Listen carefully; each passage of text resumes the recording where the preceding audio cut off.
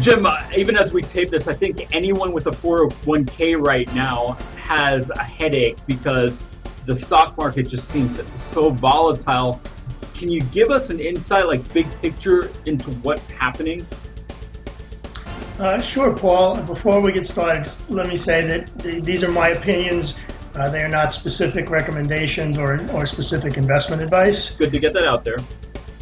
So, the reality is, I think people need to take a breath.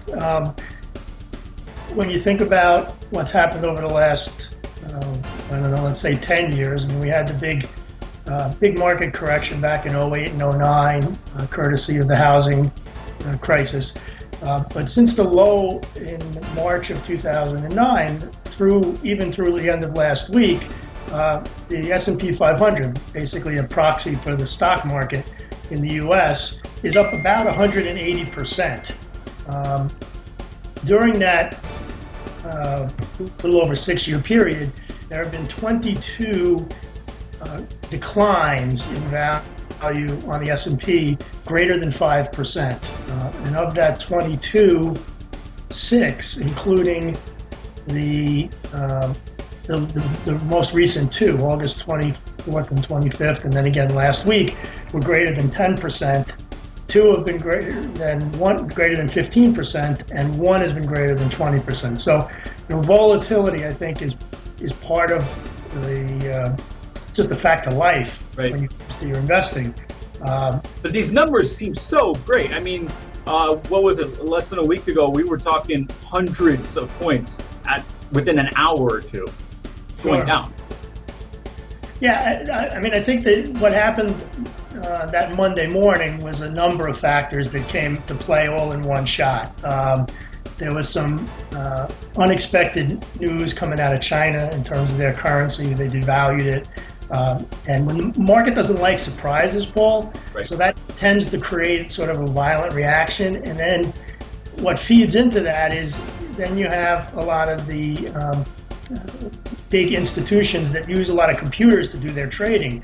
So there's basically what happens is a certain trigger happens or a certain event happens, and the computer just says sell, and it just sells. Likewise, you see the big bounce backs 2 days later because what changed, right? I mean, in reality, what changed? Well, reality changed. It hit another trigger in the computer algorithm that said, okay, now we buy. Stock prices are low, so might as well buy low. Right, exactly. And what happens on the individual side, the people you're really speaking to, you and I are speaking to as individual investors, is the emotional side to investing. And that's when the panic sets in. It's, oh my God, the world's coming to an end. I better sell out of everything. And the reality is that in most cases, that's the wrong decision. Because emotions generally will make you make the wrong decision at the very worst time. So, when you see that kind of volatile action going on, that extreme volatility, I think you need to take a deep breath. In terms of long-term trends, I think, again, over the last 6 years, we've had a fairly strong stock market. I think a big part of that's been how low it got in 08 and 09. Some of it's been the recovery in the U.S. economy, which, while it's been slow and every once in a while hesitant, has been relatively consistent over that period of time. And I personally don't see anything on the horizon in terms of the U.S. economy that spells we're going back into a recession. I think we're going to continue to have slow, steady growth. Labor markets are continuing to be okay. Well, but my big concern is China, because our economies are linked so greatly. If China continues to see economic stress, doesn't that naturally transition to us, or does that naturally trickle down to us as well? I think trickle down is better than transition. In reality, we're a net we're a net importer, from China rather than exporting. So our economy in the U.S. is 87% roughly of our gross domestic product is domestically oriented. Only 13% of our economy comes from exports, so stuff we make and send to somebody else. And of that 13%, China represents only our fourth largest trading partner. Our largest trading partners are Canada, Mexico, and then it's pretty much a toss-up between Germany and the UK. Right. And China. So the reality is, if China's economy slows down, meaning they're not going to be buying our goods and services, that's not going to have a direct impact on the U.S. economy. Where it could have an indirect, or as you said, trickle-down effect, is that there are economies that are more heavily reliant on China's economy, and those are primarily countries that are net exporters to China. And the biggest thing that China imports is raw materials, things like oil and gas, things like coal, things like cement for buildings and stuff. So, will a couple of industries within our country get hurt? The cement manufacturers, for example, because they won't be exporting as much cement. Sure, that industry will suffer very directly from a China slowdown. But will the overall U.S. economy be hurt? I generally don't think so, other than potentially if China really, really went into a significant downward spiral, then there would be trickle-down or residual effects as the slowdown in China affected countries like Canada, for example, who exports oil and natural gas to China, as their economy started to suffer because of that. But I think the average person like me, a month ago we were talking Greece, European nations seemingly having some trouble, financial and economically speaking. Now we're hearing China. It just seems like it's this overwhelming push of negative news. When it comes to world economies, we've got to be affected overall long term. No? Well, potentially, yes, sure. Again, Greece is an interesting situation. The economy of Greece, the gross domestic output of the product of Greece is about that of the state of Delaware. So, how much impact right there? How much impact is that really going to have on the U.S.? Now, if it has residual effects on the rest of the more developed European economies like Germany or France or the United Kingdom, then yeah, could it have some effect? But there are also some indications that some of those countries' economies are starting to function a little bit better. Still not great by any stretch, but certainly trending in a more positive direction than in a negative direction. When you look back at things, like 2011, we had a big decline in the fall in the stock market, the U.S. stock market, about 19% between September to October. And back then, that was the first time the European debt crisis came up. And at that point, they were calling it the pigs, if you remember. It was Portugal, Ireland, Greece, and Spain. Uh-huh. That was the acronym. And the market declined to 20%. Last year, between September and October, there was about an 10, just not quite a 10% decline. And last year, if you remember, it was Russia invading the Ukraine, and it was the Ebola scare that we had. So Paul, the reality is there's always going to be something going on. You're right. It's an interconnected world. I mean, we're on the internet. We're Skyping. I'm in New Jersey. You're in Georgia, I believe, right? Correct. Yes. So, we are connected, and I mean, our conversation could be between China and Ireland, for example. So you're right. Completely agree. So the world is interconnected, no matter what, whether it's social media or in any other way. So news travels a lot faster than it used to. Number one. Number two, there's so many opinions out there, whether it's the news shows on TV, on the internet, whether you're talking about the financial markets or politics or religion or whatever you're talking about. So everything tends to get blown up, frankly, to one extreme or the other. Moderation doesn't seem to be the word of the day anymore. So, I think these things that you're mentioning are genuinely concerns, and they should not be discounted, but they shouldn't also be overblown. That's a good point. And that brings me to another question. As an average person, is there a way that I can take advantage of the headlines and the hype, if you will? Well, see, I generally frankly, Paul, I advise investors, not speculators. Right. That's fair. So to try and take advantage of headlines is really more speculation than not. That's very dangerous. I mean, that can go from positive to negative incredibly quickly. In the course of a matter of hours, Yeah. so, or less sometimes. So, my approach is generally to say to people, look, you need a plan.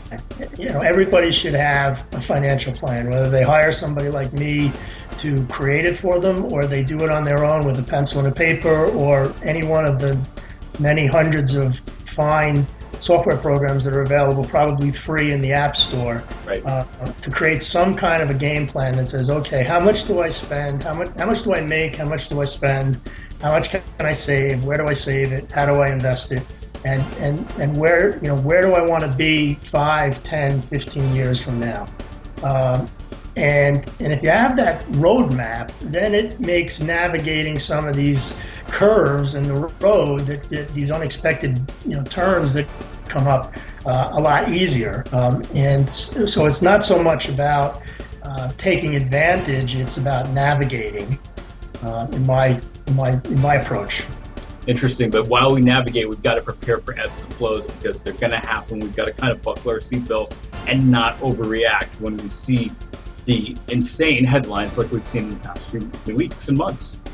Yeah, I mean, generally when the emotions are high and when the volatility is high is not the ideal time to be taking significant action. You need to have, part of what we do when we help clients build a plan is we create thresholds. So it's a threshold of if we see X amount of decline in the portfolio, then we will take action.